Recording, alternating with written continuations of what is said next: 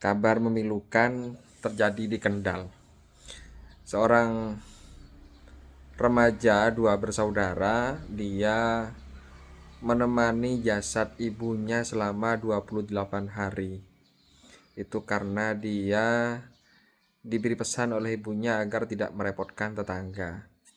Akhirnya dia menemani jasad ibunya sampai 28 hari lamanya hanya minum rebusan air sumur. Bayangkan selama 28 hari. Kasihan banget. Dan cerita pilu semacam ini saya juga pernah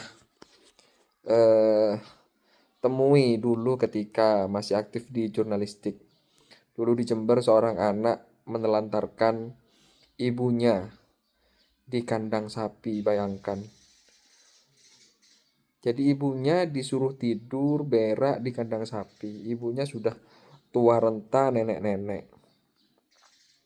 Dan akhirnya warga menemukan, warga yang emosi pun hendak melakukan anarkisme saking emosinya terhadap si anak. Akhirnya si nenek dibawa ke rumah sakit, sementara anaknya diamankan oleh aparat. Dan setelah itu tidak lama berselang, ini masih ketika saya sebagai aktif di wartawan ya. Dulu pernah ada balita usia 14 bulan, 14 apa 16 gitu ya. Dia menangis di samping ayahnya. Ayahnya sudah tidak bernyawa. Saya waktu itu sebagai wartawan tidak terasa meneteskan air mata. Bagaimana kalau kemudian saya berada di posisi itu? Bayangkan anak usia 14 bulan dia menangis,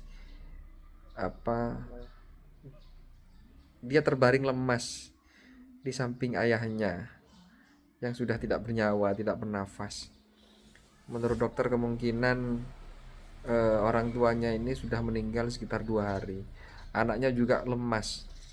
Ketika diangkat oleh Bu Bidan desa, langsung dikasih air dan air gula, sempat muntah-muntah. Saya sempat nangis waktu itu. Ini potret kemiskinan menurut saya yang ada di Indonesia. Kenapa kok sampai seperti ini?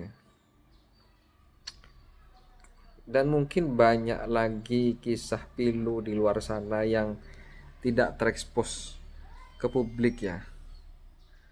Dan menurut saya dengan berbagai kejadian semacam itu sudah selayaknya rakyat membantu rakyat.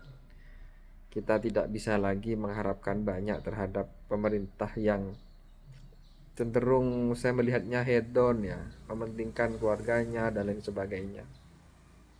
Kita harus bahu membahu sama rakyat untuk membantu saudara kita yang kekurangan. Ya itulah potret Indonesia.